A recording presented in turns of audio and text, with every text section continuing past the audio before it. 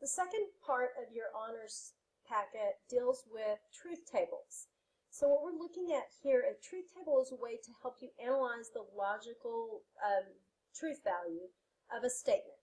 So what we're looking at is all possible values. So let's start with the first one of not. Okay, this is the simplest truth table. It's basically the opposite truth value of whatever you're given.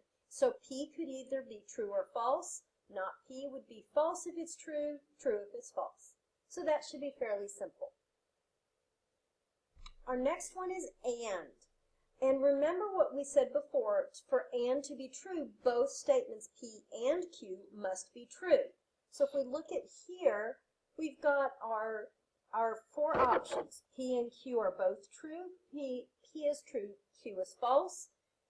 P is false, Q is true, and P and Q are both false. The only one of those that would be true, because it's an and, is where both are true. This is the accepted order that you put truth tables in. You always start with both true, then your first one true, second false, false true, and then both false. So when we look at or, we have that same order here. But or is very different. Or is almost always true. The only time it's false is when we have two false statements. So this is the only false in an or statement truth table. All right, so our if-thens, that's the harder one. We talked about this in the last video. Remember that the only time an if-then statement is false is if the hypothesis is true and the conclusion is false. This is like the I told you I would take you for ice cream if you cleaned your room. You cleaned your room. I didn't take you for ice cream. So your statement was false. Anything else I can't disprove. It's like, think about if you are comfortable calling the person a liar. Okay? So if I took you for ice cream for another reason, that doesn't mean my statement about cleaning the room is false. Okay? And that's what the bottom two are talking about. So sample problem here. If P then Q, P has to be true. Our classroom has a door. That is true.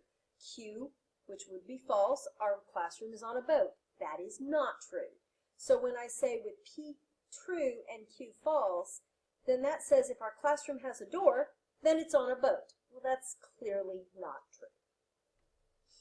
All right, so how do we analyze more complex statements? Basically, what we want to do is kind of pull your statement apart. That's the easiest way. We expand our truth table. So when we go to set this up, the first thing we're going to do is set up the proper columns. So the left two columns are your columns for P and Q, and it's going to follow just like before. True, true, true, false, false, true, false, false.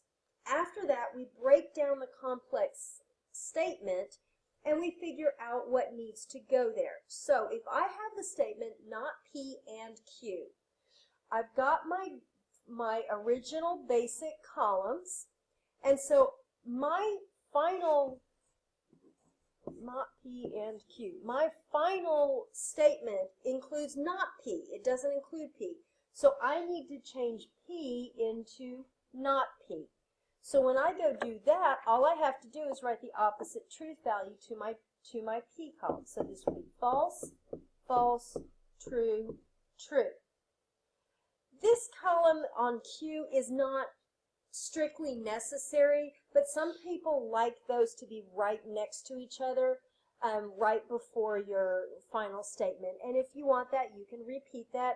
The other possibility is to just look back and say, okay, I'm doing and with these two. And means they have to both be true. So you can kind of scan through. In this case, they are both true. In all other cases, there's at least one of those statements that is not true. So this is what my final truth table would look like. And the note at the bottom is talking about what I was saying. It is not actually necessary to repeat Q, but if you prefer to, you're certainly welcome to do so. Okay, so, and then we fill this in, which we've kind of talked through doing. That's the only time that it is true. All the other cases are false.